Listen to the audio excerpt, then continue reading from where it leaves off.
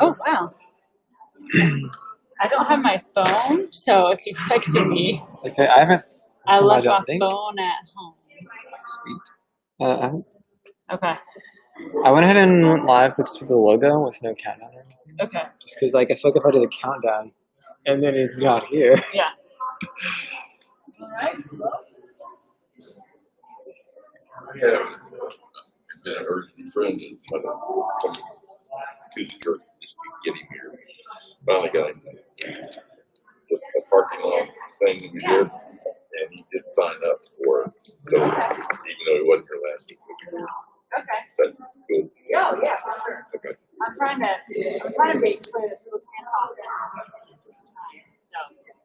So, introduce that on Monday. I think so. Okay, I saw a new name. The guy. Bill Bush, William Bush. Yeah. So, yeah, I let the leader know. So she should be on. Yeah, I mean, he trying to get him to start coming to the church. That's an even bigger work.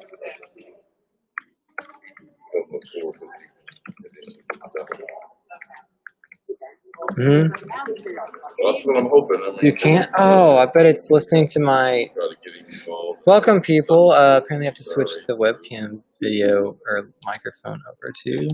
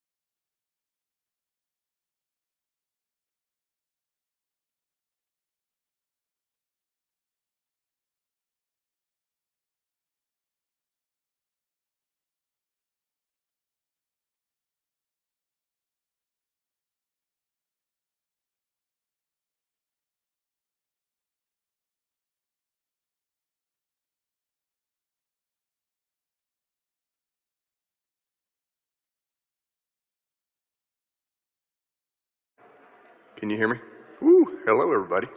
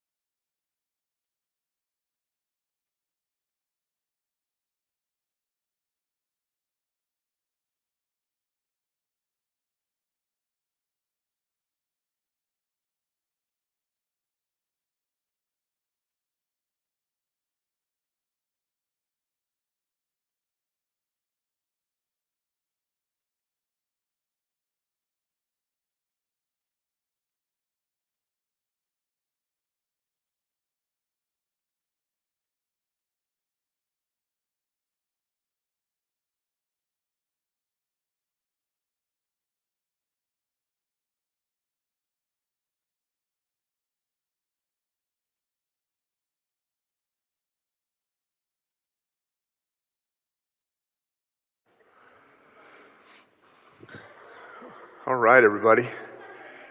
Hello. How's everybody doing? I'm good. I'm good. So I talked about this in the column. Hello to everybody online. Can you see me online? Yeah? Hello. So I resisted the idea of doing a column for a long time because Don is like a brilliant writer. And, you don't cover Marvin Gaye songs, right? So anyway, in the end, we decided that it would be important to do one anyway. And so at 3 o'clock on Thursdays, my column comes out, just like Don's did. We call it something different, but Communications was very encouraging, and they're terrific editors, and so we're doing it. And so I talked about this in the column. All that's by way of introduction. You may have read this already. I was not worried about having COVID, but I was having shortness of breath, which is not uncommon. I've had a mild case of asthma since I was a kid. I have an inhaler. A couple times a year I take it. It's always this time of year. But that is like top of the list for symptoms for this thing that I would never ever want to share with any of you. So that's why caution, discretion is the better part of valor. And so that's happened last week. I could have been here and done it, but on the off chance that I had been sick, I would have felt terrible sharing it with y'all. So it did not negatively impact the schedule. I had at the end of this semester, I had already plugged in like kind of a bonus week for Advent and Christmas. But the closer we get to Christmas, I'm going to talk plenty about it anyway. And so we shifted everything 1 week later, and that last week will now be Isaiah, which works out pretty well, really, for Advent and Christmas. And so Reagan has an updated schedule. I think we're going to send that out if you need it.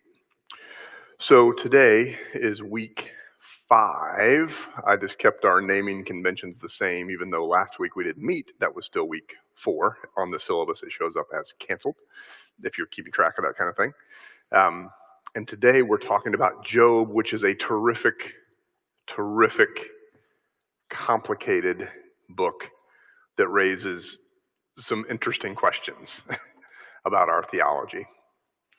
So, if I say the name Job, what's the first character trait that comes to mind? It's even a phrase. It's a colloquialism. Yeah, patience, the patience of Job. Not so much if you actually read the book. He gets that reputation in the tradition, but the text is actually a little more complicated than that. So this is part of the wisdom tradition, which means it's in the same category of literature as Proverbs and Ecclesiastes, the Song of Solomon, kind of some of the Psalms. And that means that the wisdom tradition, the teaching of the wisdom tradition is that you can live a righteous life by following the law of God. And actually there's an entire hymn to wisdom in the middle of Job. It's in chapter 28. But the theology of Job is complicated. Beautiful, but complicated. Scholars think there are at least 2 different sources for this, the book as we have it in the canon, maybe 3. The third source may be the Elihu section, which is kind of a diversion from the general flow of the book. I'll talk about that in a minute. But the 2 major differences, the 2 major distinct sections are the poem that makes up the majority of the text from chapter 3 through the first 6 verses of chapter 42. I mean, that is the majority of Job. But then there's this prose element that's like a prologue, a 2-chapter prologue that sets up the story, and then what I find to be an entirely dissatisfying ending to Job, and I'll tell you why when we get there. It probably was completed in its current form sometime either during or immediately following the exile. So it's relatively late that it's put down in its final form. But there are plenty of scholars that believe that scholars differ on this. Some scholars would argue that the poem is the more ancient tradition, and the prose were the work of a later editor that was trying to give the poem context. And the portrayal of the characters is, how do I want to say? Well, Job in particular is portrayed a bit differently in the prose version, in the prose section, than in the poetry section that we'll talk about. The setting of the story, though, is not the end of the exile. Is not that late. The setting of the text is during the time of the patriarchs, and there are several clues about the patriarchs, meaning like the time it's set like in the era of Genesis. And there's several clues about that. It's in the background section. The fact that Job has cattle and servants. I mean, that was kind of that's what the patriarchs. That's how they defined their wealth. There's a monetary unit that only elsewhere appears in Genesis 33. There is the geographic location that from whence Job's friends come, and the enemy marauders in the prologue that we'll read about. That's from the era of the patriarchs. And then there are no priests to make sacrifices. So it's clear that while this story received its final form in the 500s, 400s, something like that, we're talking about an era much, much, much earlier. So think of it as, perhaps it was passed down in oral tradition, almost certainly was in some form. Maybe the poetry section and maybe the prose section both. I mean, and an editor, a much later editor, assembled it to the book that we have today. The story itself is organized kind of the way I just outlined. So the prologue in 1 and 2 basically sets up the problem that's being tackled in the story, which is that Job loses a bet between God and God's prosecutor. We'll talk a little bit about Satan, but this is not Satan like horns and tail and tempting Jesus in the wilderness. That portrayal, that New Testament portrayal of Satan undergoes quite a transformation from the time he first appears here to the time we see him in the New Testament. And we're going to read that whole section because it's fascinating. The poem is the majority of the work, and it's pretty repetitive. I mean, if you like the prophets, if you like some of the Psalms, you get into the rhythm of reading biblical poetry. It can be a little ponderous until you get into the rhythm of it, and then even if you do get in the rhythm of it, it can still be a little bit ponderous. But the basic point is that Job suffers this terrible misfortune. And the prevailing theology, I'm going to say, of the time, but you can probably say this about any era, is that if you do good, you get good, and if you do bad, you get bad. Now, some people just kind of put that into a eschatological time frame, but we have a vision of God's justice such that our circumstances are perceived as rewards or punishments for our behavior. So when Job suffers this terrible misfortune through no fault of his own, and the prologue makes very clear it is no fault of his own, his friends only have one way to understand what's happened to him. Their entire theological framework is, well, you must have done something. You just got to think harder. You got to pray harder. God's testing you. You've lost. What did you do to deserve this? And that goes on for, 28, 29 chapters? Eliphaz, Bildad, and Zophar take turns trying to convince Job that he is somehow responsible for his predicament. Job defends himself repeatedly and demonstrates very little patience understandably so, in talking to his friends. That's the majority of the work. Elihu shows up in chapter 32, and he's basically mad at everybody. He's mad at the friends for misstating the case. He's mad at Job because obviously Job did something wrong, right? Because if you do good, you get good. If you do bad, you get bad. That's the way life works. That's the way God works. And then the crux of the matter for me is God and Job finally hashing it out. And Job's none too patient with God either. Understandably so, I think. But he does end up understanding at least the point that the book of Job is trying to make. And we'll have to decide for ourselves, you'll have to decide for yourself whether you find it a satisfying point or not. The epilogue that begins, it's the last 11 verses of the book, I would argue the epilogue undoes the lesson of the book. But it appears that a later editor was still trying to recapture some of the theology of Deuteronomy. Do good, get good. Do bad, get bad. We'll get there.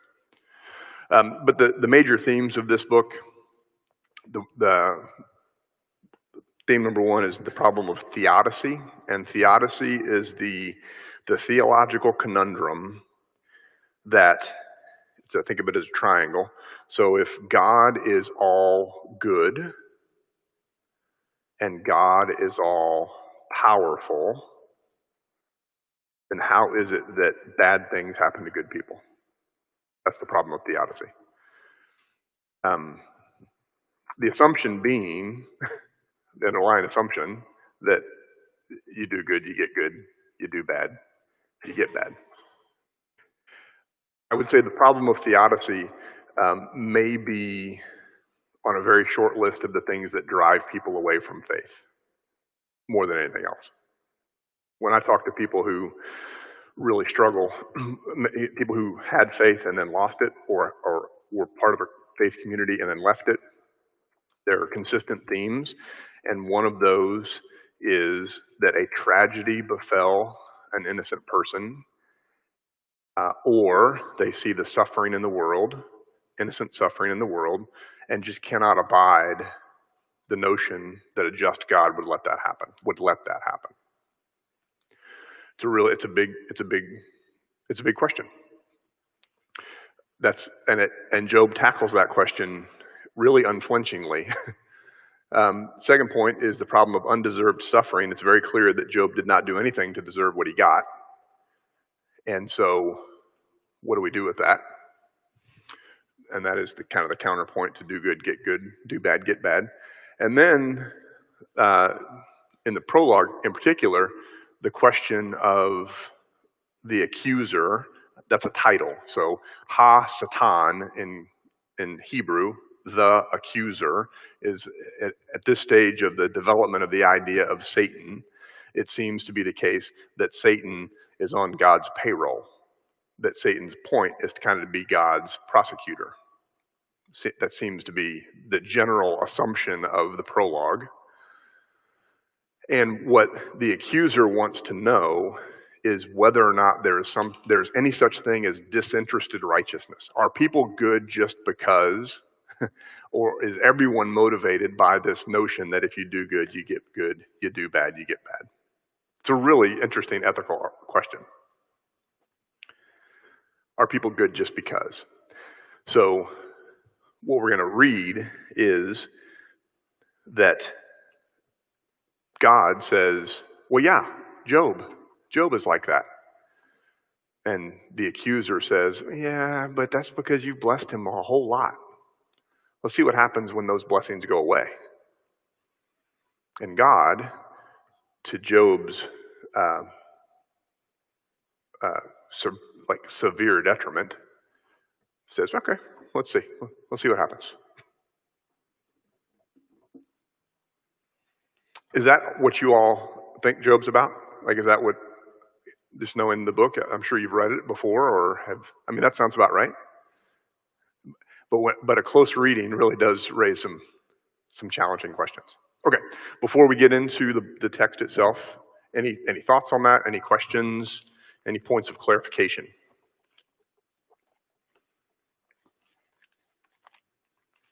Okay. Well, let's go to Job chapter 1, verse 1.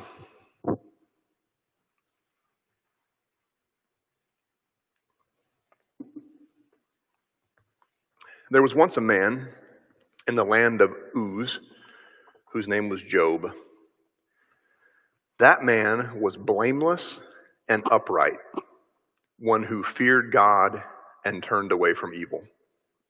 Okay, so the narrator's telling us this is a righteous person. There were born to him 7 sons and 3 daughters. He had 7,000 sheep, 3,000 camels, 500 yoke of oxen, 500 donkeys, and very many servants, so that this man was the greatest of all the people of the East. His sons used to go and hold feasts in one another's houses in turn, and they would send and invite their 3 sisters to eat and drink with them. And when the feast days had run their course, Job would send and sanctify them, and he would rise early in the morning and offer burnt offerings according to the number of them all. For Job said, "It may be that my children have sinned and cursed God in their hearts." This is what Job always did. So it's not just that he is personally righteous. He does what most good parents do, prays fervently for his children. Verse 6. One day the heavenly beings came to present themselves before the Lord, and Satan also came among them. Okay, so we have to get past our preconceived notions of who Satan is. Okay, this is not New Testament Satan. The Lord said to Satan, the accuser, "Where have you come from?" Satan answered the Lord, "From going to and fro on the earth and from walking up and down on it." The Lord said to Satan, "Have you considered my servant Job? There's no one like him on the earth, a blameless and upright man who fears God and turns away from evil." So now both the narrator and God have told us that Job is entirely blameless. Then Satan answered the Lord, "Does Job fear God for nothing? Have you not put a fence around him and his house and all that he has on every side? You've blessed the work of his hands, and his possessions have increased in the land. But stretch out your hand now and touch all that he has, and he will curse you to your face." He only loves you because you've been good to him, God. The Lord said to Satan, "All right, let's see what happens." Like, this raises some really troubling questions, right? So,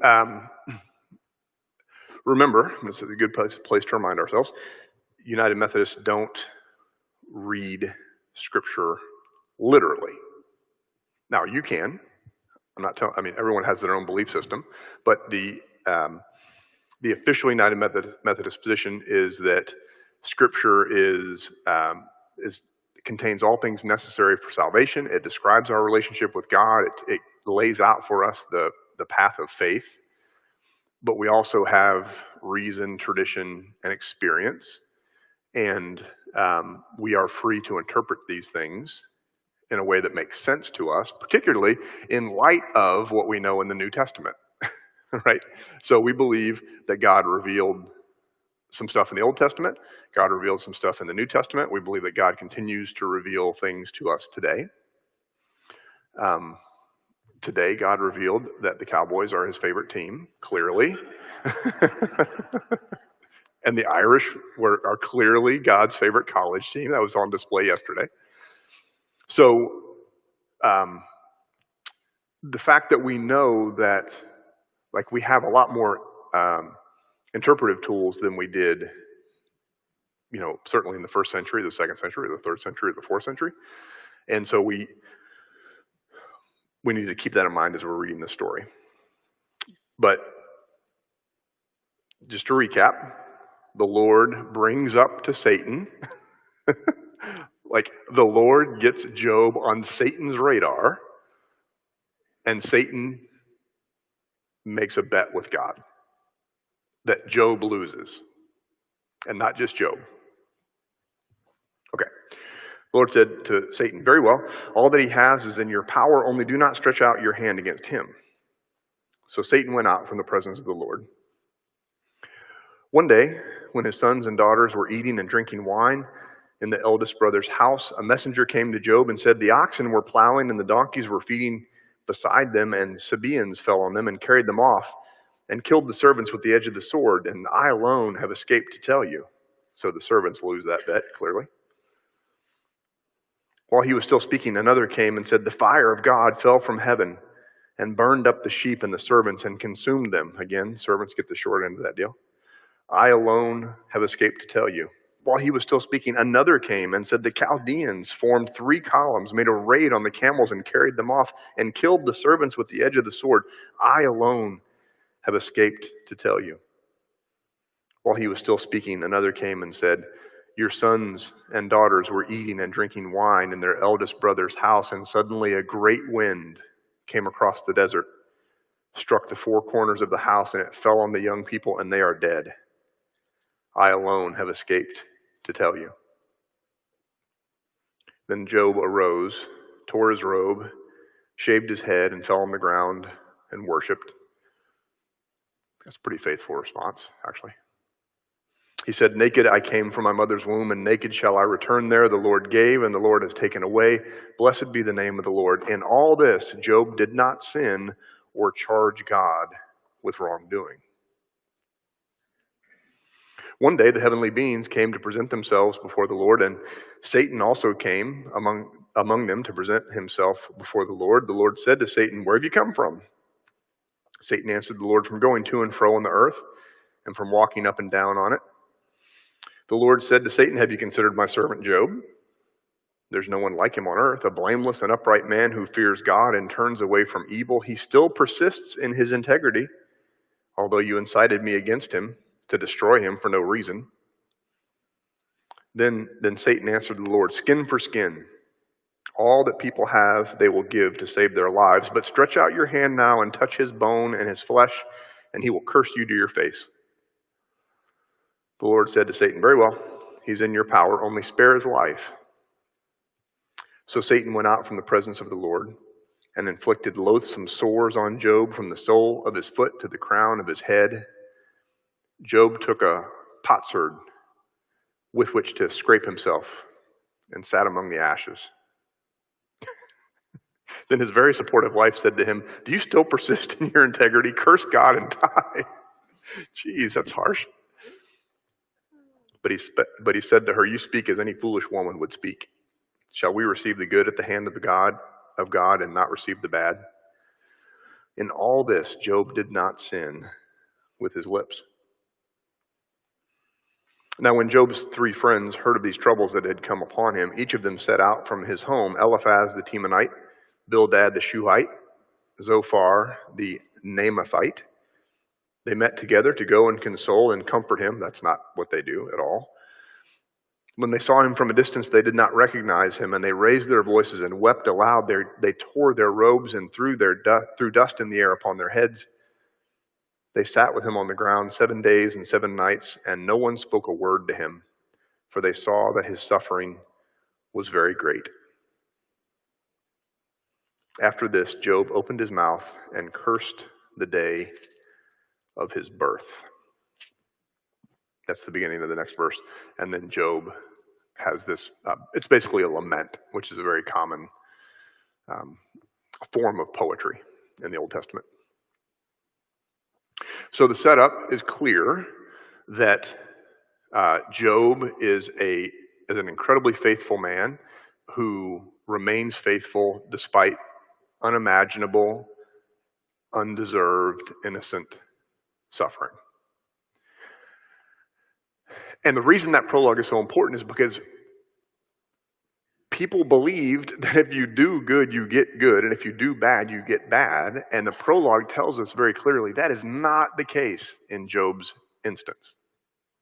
He has not done anything bad, and yet he's gotten very bad. And so I actually don't want to focus on the arguments of the friends because they just give variations of why do good, get good, do bad, get bad is correct.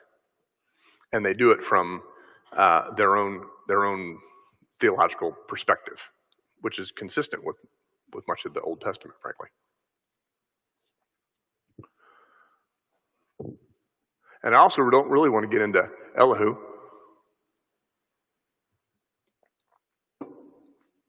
It's also interesting, but not really the punchline. I really want to get to his interaction with Job.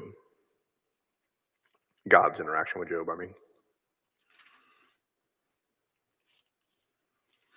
Now, if we were just to kind of thumb through the next, 30 some odd chapters, we would find some good stuff in here, including, I know that my Redeemer liveth. That's a famous aria from Handel's Messiah. Comes from here, originally. I want to take us, though, unless anybody's got anything in particular they wanted to raise up in those arguments of the three friends plus Elihu, I would like to take us all the way to 38.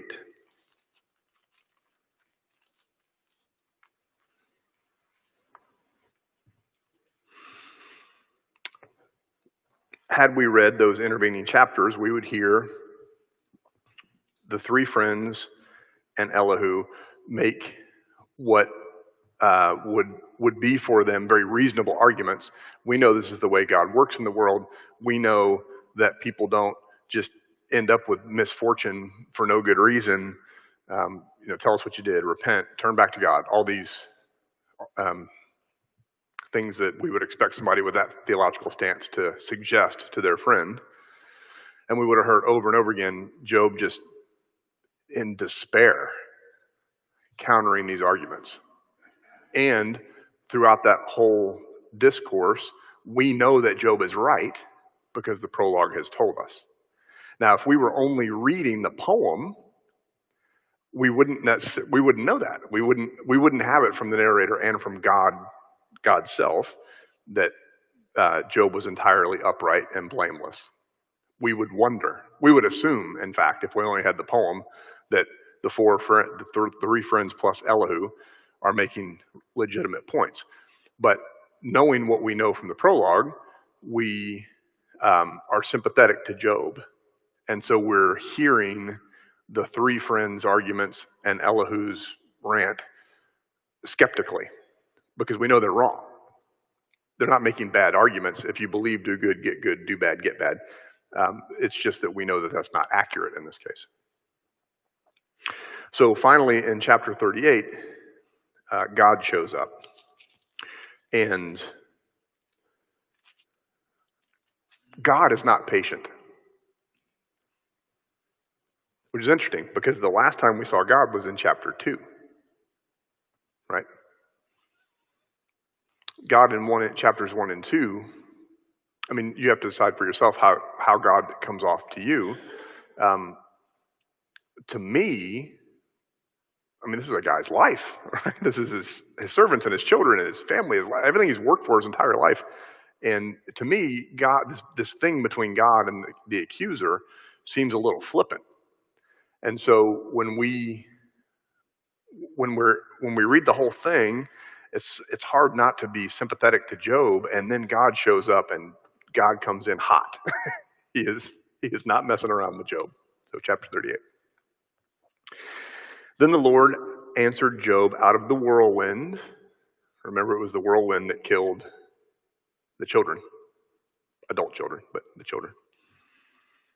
God answered Job out of the whirlwind. Who is this that darkens counsel by words without knowledge? Gird up your loins like a man. I will question you, and you shall declare to me. So we've just listened to 30 some odd chapters of Job basically saying God's full of it, and their arguments are stupid. I didn't do anything wrong. Challenging God indirectly, sometimes directly, and God shows up and says, okay, remember your pay grade, Job. The difference between you and me is huge, and he's going to explain that. Where were you When I laid the foundation of the earth, tell me if you have understanding. Who determined its measurements? Surely you know. Or who stretched out the line upon it? On what were its bases sunk? Or who laid its cornerstone when the morning stars sang together and all the heavenly beings shouted for joy? Were you there for that, Job? You seem to have a lot of opinions about how the world works. Or who shut in the sea with doors when it burst out from the womb? When I made the clouds its garments and thick darkness its swaddling band, and prescribed bounds for it and set bars and doors, and said, thus far shall you come and no farther, and here shall your proud waves be stopped. When I was creating the world, what were you doing, Job? Have you commanded the morning since your days began, and caused the dawn to know its place, so that it might take hold of the skirts of the earth and the wicked be shaken out of it? It is changed like clay under the seal, and it is dyed with a garment. Light is withheld from the wicked, and their uplifted arm is broken. Have you entered into the springs of the sea, or walked in the recesses of the deep? Have the gates of death been revealed to you? Or have you seen the gates of deep darkness? Have you comprehended the expanse of the earth? Declare, if you know all this. Tough guy. Where is the light to the dwelling? Where is the way to the dwelling of light, and where is the place of darkness, that you may take its territory that you may take it to its territory, and that you may discern the paths to its home? Surely you know, for you were born then, and the number of your days is great. Have you entered the storehouses of the snow, or have you seen the storehouses of the hail, which I have reserved for the time of trouble, for the day of battle and war? What is the way to the place where the light is distributed, or where the east wind is scattered upon the earth? Who has cut a channel for the torrents of rain, and a way for the thunderbolt to bring rain on a land where no one lives, on a desert which is empty of human life, to satisfy the waste and desolate land, and to make the ground put forth grass? Has the rain a father, or who has begotten the drops of dew? From whose womb did the ice come forth, and who has given birth to the hoarfrost of heaven? The waters become hard like stone, and the face of the deep is frozen. You see the point that he's making. I'm going to keep reading it, though, because it's really beautiful. By the end of this chapter, Job's going to know two great lessons. One, there is a God, and two, it's not Job. That is the starting place of all humble theology. And God's not being gentle in making the case. Can you bind the chains of the Pleiades, or loose the cords of Orion? Can you lead forth the Mazzaroth in their season? Or can you guide the bear with its children? Do you know the ordinances of the heavens? Can you establish their rule on the earth? Can you lift up the voice of the clouds, so that a flood of waters may cover you? Can you send forth lightnings, so that they may go and say to you, here we are? Who has put wisdom in the inward parts, or given understanding to the mind? Who has the wisdom to number the clouds, or who can tilt the water skins of the heavens? When the dust runs into a mass and the clods cling together. Can you hunt the prey for the lion, or satisfy the appetite of the young lions when they crouch in their dens, or lie in wait in their covert? Who provides for the raven its prey when its young ones cry to God and wander about for lack of food? Do you know when the mountain goats give birth? Do you observe the calving of the deer? Can you number the months that they fulfill? And do you know the time when they give birth, when they crouch to give birth to their offspring and are delivered of their young? Their young ones become strong. They grow up in the open. They go forth and do not return to them.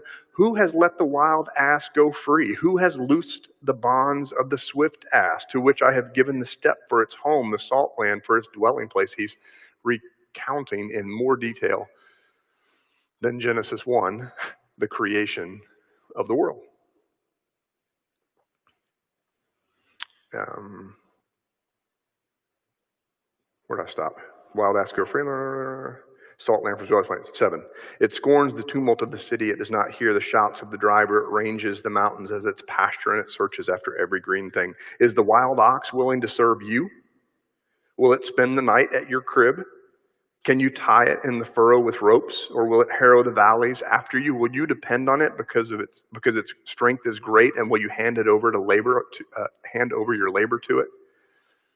Do you have faith in it that it will return and bring your grain to your threshing floor? The ostrich's wings flap wildly though its pinions lack plumage, for it leaves its eggs to the earth and lets them be warmed on the ground, forgetting that a foot may crush them and that a wild animal may trample them. It deals cruelly with its young, as if they were not its own. Though its labor should be in vain, yet it has no fear, because God has made it forget wisdom and given it no share in understanding. When it spreads its plumes aloft, it laughs at the horse and its rider.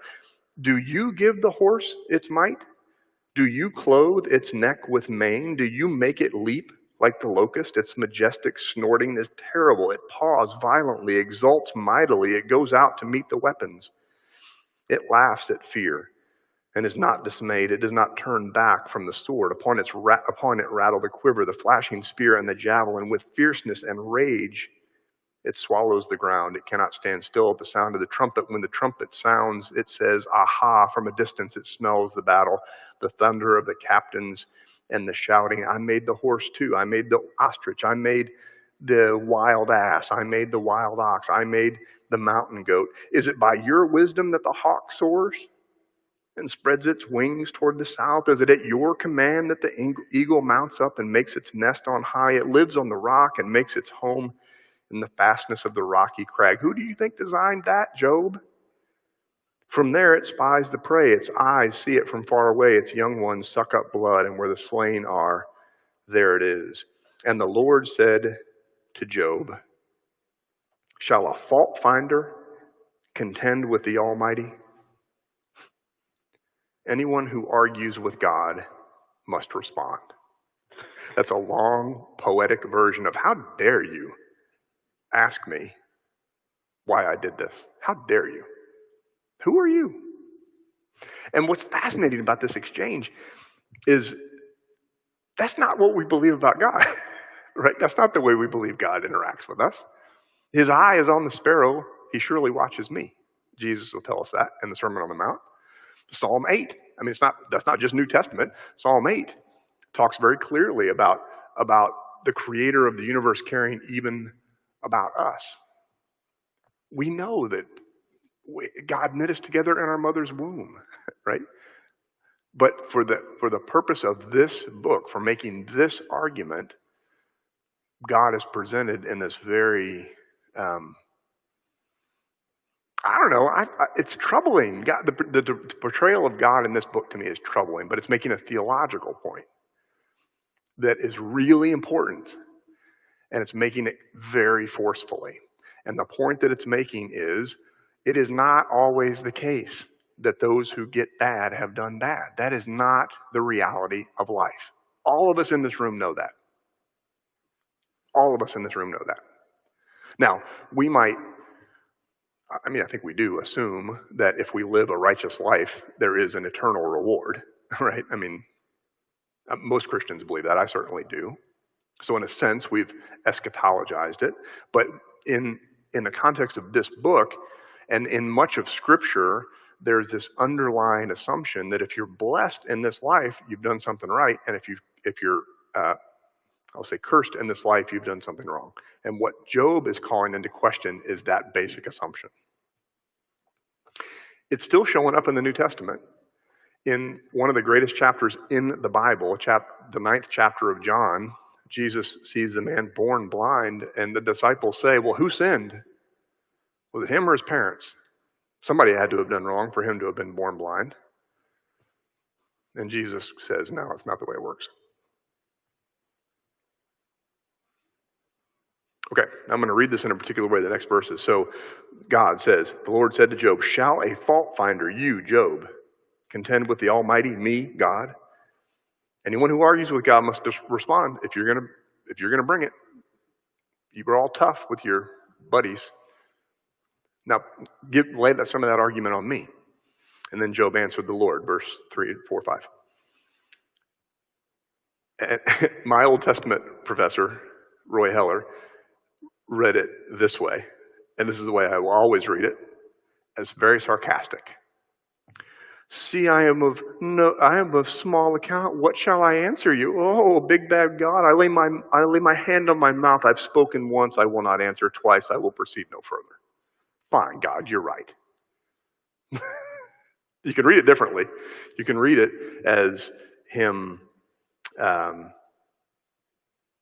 what's the word I'm looking for? Conceding, right? See, I'm of small account. You got a point, God. Who am I? You're God. But God doesn't seem to think that's what he said, because God goes on. We have a comment from Donna. Yeah. She says, Job's story makes me think that the messages trouble or problems aren't necessarily a sign of sin, but perhaps something God allows to draw us closer to him as we pray through the process. Yes. Did you guys hear that? So, yes, that's a common way to read this too. So our trials, if we get bad, and the way I would phrase that is innocent suffering in some cases is something that God uses to draw us closer to God. So I would say, yes, that you hear that all the time. So I would say it depends on what you mean by God uses. So let's say, I'm going to give a terrible, I hope this does not apply to anyone in the room or watching. Let's say a child gets cancer. Is it possible that that diagnosis and the suffering of that child can draw all the adults in that child's life closer to God? Is that possible? Of course. That's Romans 8:28. God makes all things work together for good for those who love him. Does that mean that God caused the cancer so that they could be drawn closer to God? That I don't believe. No part of me believes that, and I utterly reject that theology. Because that assumes a certain type of sovereignty of God. So there are lots of faithful Christians that believe this. Okay, so if you're in that camp, hear me say that this is a faithful way to understand the way God works in the world. But there's particularly Calvinist expressions of Christianity would say that nothing happens that God doesn't cause. That's a Calvinist way of looking at the world. And as I said, there are lots of Calvinists in heaven. I'm not saying that's, I'm just saying I don't believe that. So the Arminian way, which is what Wesleyans are, named after a guy named Jacob Arminius, is that we err on the side of free will, that God can work with what happens, but God does not cause what happens. Like the downside of a heavy emphasis on the sovereignty of God is that you can get to a place where God is basically the puppet master making things happen. The Arminian position is that God, in a fallen world, bad things happen, and what God does is work with us and our free will to make the best that we can out of that. Does it make sense? Yeah. The problem with Job is clearly God let it happen. But where I give Job grace is that he's working against theology that is deeply entrenched in lots of places. Oh, Donna wants to comment back. Yeah. I didn't say cause. Cause. I said You said allowed. use. Allowed. Okay, so this is the question of theodicy. That's really important. So God is all good. God is all powerful. Bad things happen to good people. That's the triangle. Logically speaking, all three of those things cannot coexist, right? Because if bad things happen to good people and God is all good, then God must not be all powerful. If God is all powerful and bad things happen to good people, God can't be all good. This is what drives people away from faith when they misunderstand this way of looking at or understanding God's action in the world. The way that the Wesleyan movement, Arminian Christianity, Wesleyan Christianity, would say God is all powerful, but God chooses to work in the world in a certain way, and God chooses not to be the divine puppet master. So does that technically mean that God allows these things to happen? Well, I suppose if we believe that God is all powerful, that would be true. But if that was the case, if God chose kind of arbitrarily when to intervene and when not to intervene, then that indicates some kind of divine favor that some people have and some people don't. That's troubling. Or maybe it's the case that God put us in the world to tend creation, and God works through us to bring the kingdom. It's used the Christian language. This is so tricky.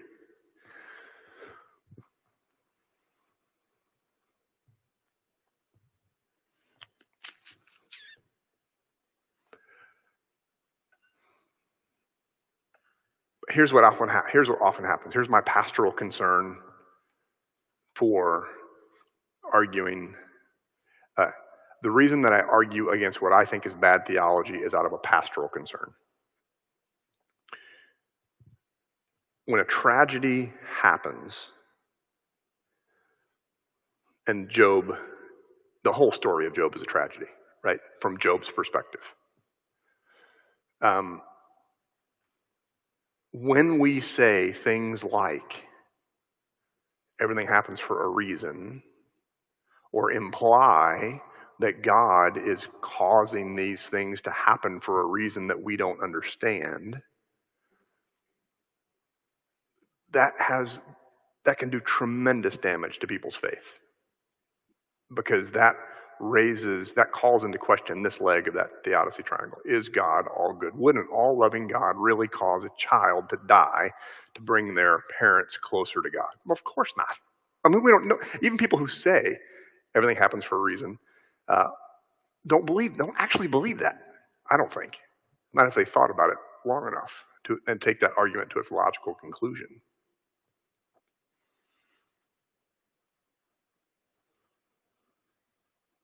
It's a good question. Okay, so we've got like 10 minutes, so when God responds to Job, it's with more of the same. You get the point, right? I am the creator, you are not. There is a God, it's not you. So then 42 is when Job understands. And this is the lesson of Job, such as it is. And you have to decide for yourself whether or not this is a satisfying punchline. But this is the punchline. 42. And my Bible says the title of this whole section is Job is humbled. Then Job answered the Lord, I know that you can do all things, and that no purpose of yours can be thwarted. Who is this that hides counsel without knowledge? Therefore I have uttered what I did not understand, things too wonderful for me, which I did not know. Hear, and I will speak. I will question you, and you declare to me, he's quoting God. I had heard of you by the hearing of the ear, but now my eye sees you. Therefore I despise myself and repent in dust and ashes. So when you sort through the poetry of the Hebrew there, what Job is saying is, I don't get to understand everything. You're right, you're God, I'm not.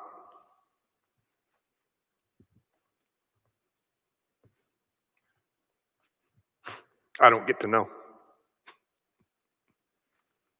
And that's really hard for us to accept. I had all of these things. I lived a righteous life. I lost every bit of it. The normal explanation for that is garbage. I know it's garbage. You know it's garbage, God. It's not true. I can't make sense of it. I see you now. I accept that I don't get to know. The punchline of Job is that we creatures need to have theological humility in the presence of the Creator. That there are things that happen in life that we don't understand on this side of heaven, certainly. And we don't have to like it. And we can mourn. We can even be angry in the presence of God. Job had a whole lot of that. But ultimately, God does not owe us an answer. Because God's God and we're not.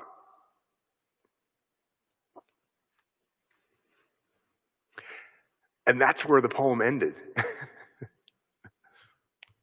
That's where the poem's supposed to end. In this tension. And everybody in this room knows this is true. Bad things happen to good people every day. Every day.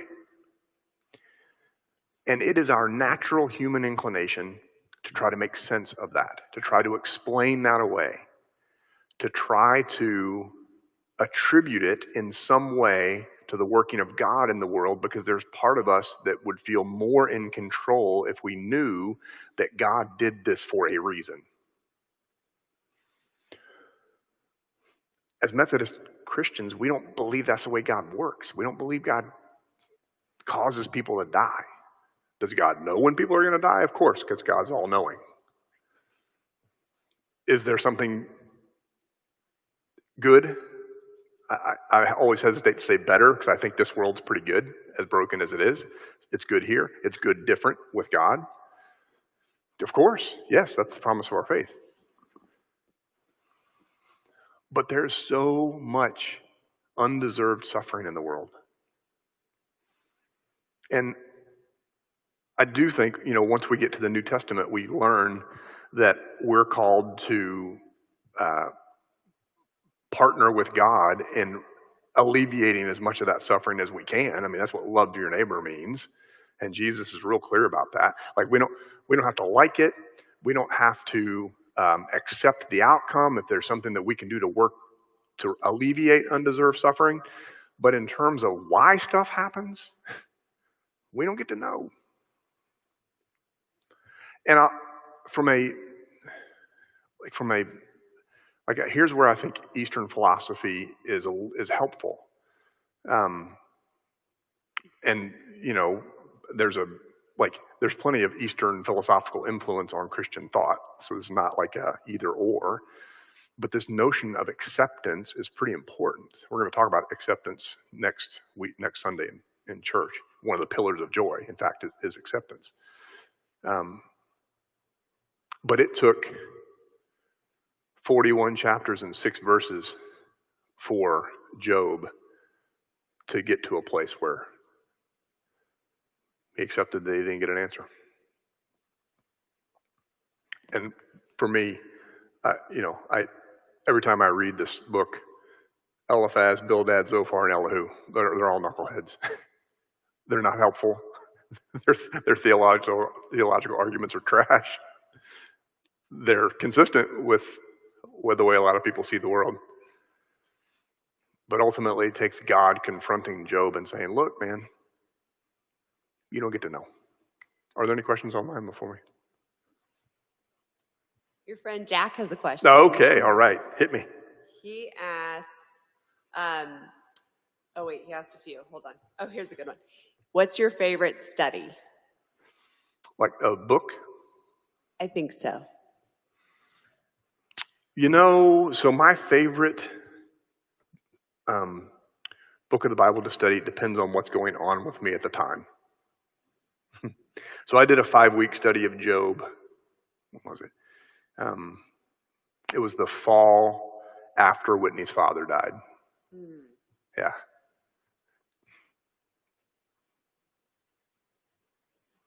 It's pretty important. He died suddenly. He retired. Whitney's father taught at the University of Michigan for 42 years and retired. And the week that he retired, Whitney was up there for his last lecture, and he was diagnosed that week with stage 4 esophageal cancer. He actually officially got the diagnosis the first Easter Sunday that we were in Henrietta, and he died 16 weeks later.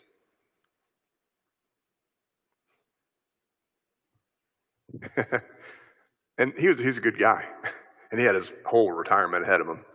And so wrestling with this question of how God can let someone God can let that happen. God didn't let that happen.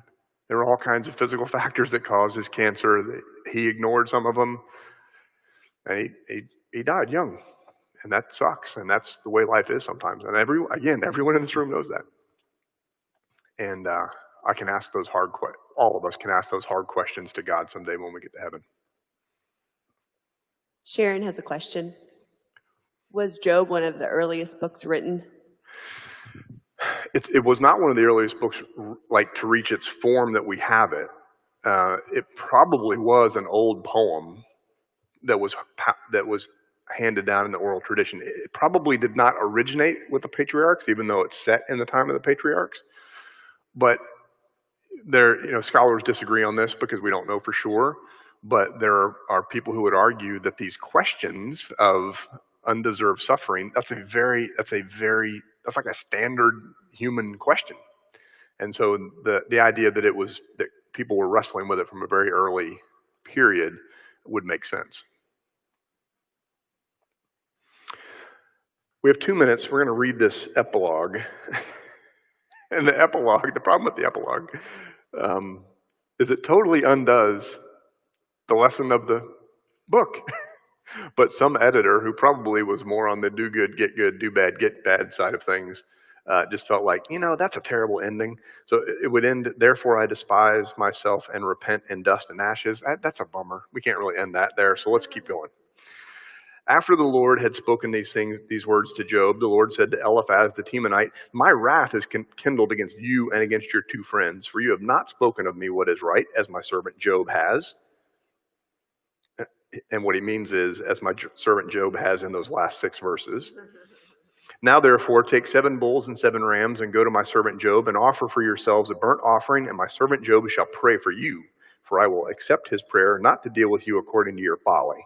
For you have not spoken to me what is right, as my servant Job has done. So Eliphaz the Temanite and Bildad the Shuhite and Zophar the Naamathite went and did what the Lord had told them, and the Lord accepted Job's prayer. So he gets to reconcile. And here we go.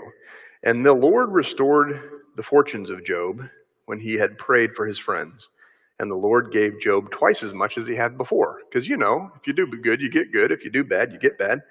Then there came to him all his brothers and sisters and all who had known him before, and they ate bread with him in the house. They showed him sympathy and comforted him for all the evil that the Lord had brought upon him. Geez, now we're blaming God, which, is it Satan, is it God? It's a fair question. And each of them gave him a piece of money and a gold ring. They had a birthday cake and a rainbow, and a unicorn showed up. The Lord blessed the latter days of Job more than his beginning, and he had 14,000 sheep, 6,000 camels, 1,000 yoke of oxen, and 1,000 donkeys. He also had 7 sons and 3 daughters. Everyone who's lost a child knows how offensive that is, right? You can't just replace children. This is not the way it goes. He named the first, blah, blah, blah, blah, blah. And verse 17, and Job died old and full of days.